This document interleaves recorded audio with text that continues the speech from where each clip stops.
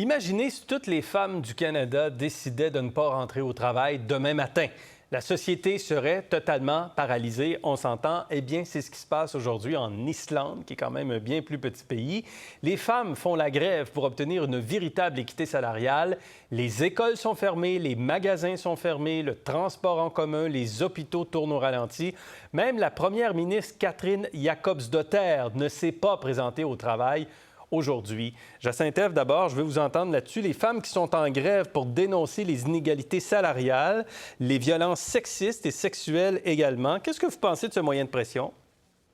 Bien, c'est une belle manière de sensibiliser la réalité à travers le monde. L'Islande est quand même reconnu comme étant le pays le plus égalitaire entre les hommes et les femmes selon le Forum économique mondial, mais le Canada ne se trouve même pas dans les 10 premières positions. Alors, ça nous permet d'en parler, ça nous permet d'être sensibilisés et ça permet aux autres pays qui ne figurent pas dans le top 10 de ce palmarès-là de se poser des questions à l'égard du traitement qu'on offre aux femmes. Ouais.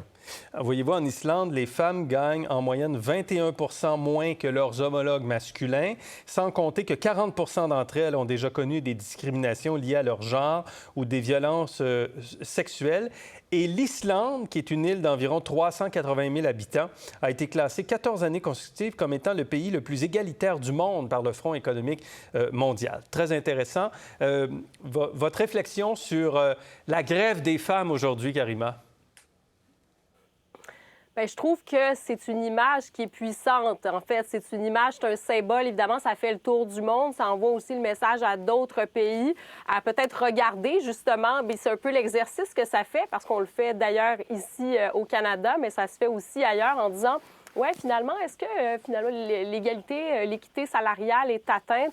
On se rend compte que malheureusement, il y a encore des disparités. Je regardais même ici en France, c'est à peu près dans le secteur privé, là, selon l'INSEE, c'est autour de 4 Mais quand on regarde, par exemple, dans le secteur privé plus largement, c'est 24 mais il faut faire attention quand même quand on voit ces chiffres-là parce que ça va inclure souvent les femmes pour différentes raisons qui travaillent, par exemple, à temps partiel.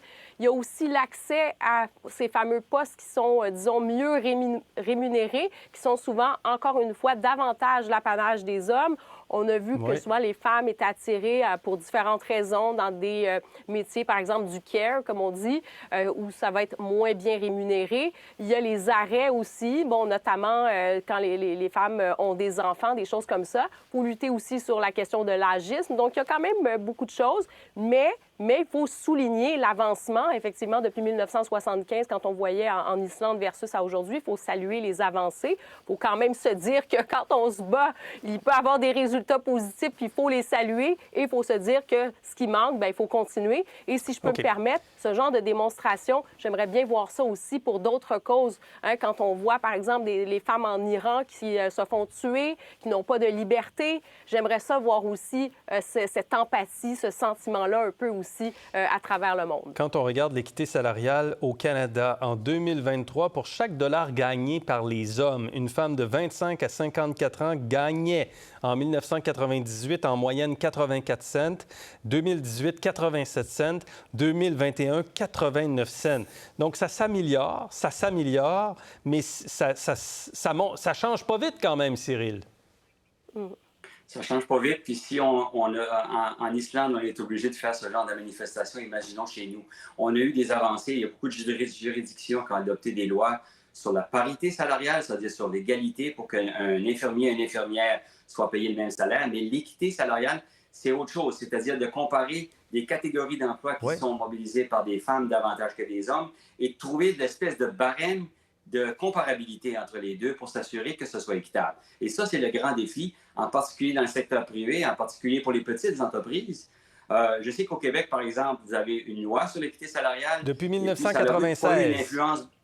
Tout à fait. Donc, j'ai vu que ça avait augmenté la masse salariale essentiellement de 1,5 Donc, ça veut dire que c'est léger, mais les PME n'ont pas toujours les moyens, les plus petites en particulier, de faire cette analyse-là, de s'assurer de cette comparabilité-là. Donc, il y a un rôle, je pense, des gouvernements de s'assurer que non seulement c'est-à-dire qu'au-delà de la sensibilisation, on donne des outils aux entreprises, aux organisations pour faire ce travail-là.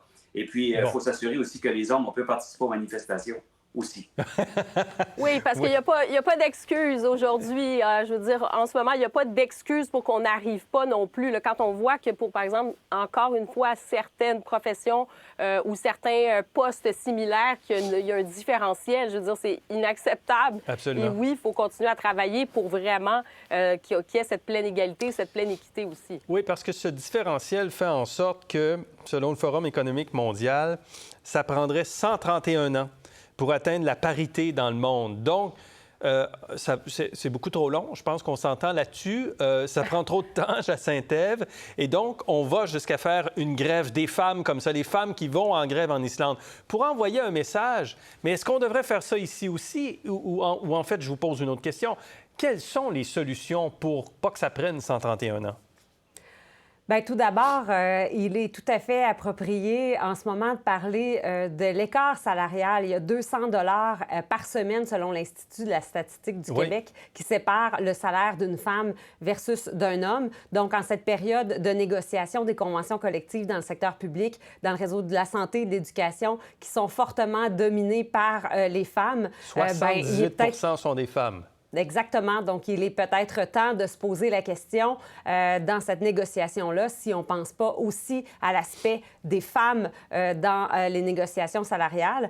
L'autre chose, eh bien, l'agence Moody's, en mars 2023, dans une note, elle publiait aussi que les femmes sont plus scolarisées que les hommes, mais elles obtiennent moins pour leur diplôme universitaire en termes de salaire. Donc, elles continuent d'être plus diplômées, mais moins bien payées, et elles accèdent ici, au Québec, là, c'est 35 des postes de gestion, des postes cadres qui sont occupés par des femmes. Seulement 20 des conseils d'administration sont composés de femmes. Alors, il y a un recul, il y a un recul à rattraper réel. Il faut arrêter ce discours-là de seulement saluer là, les progrès qui ont été faits. Un réel progrès, ce sera quand il y aura une réelle parité. Là. Est-ce que ça devrait venir des gouvernements, Cyril, l'exemple? Parce que souvent, on regarde tous les cabinets des ministres, puis oui, il y a de l'effort qui est fait pour amener de la parité, mais on n'est jamais finalement en parité. C'est toujours majoritairement des hommes qui composent les conseils des ministres.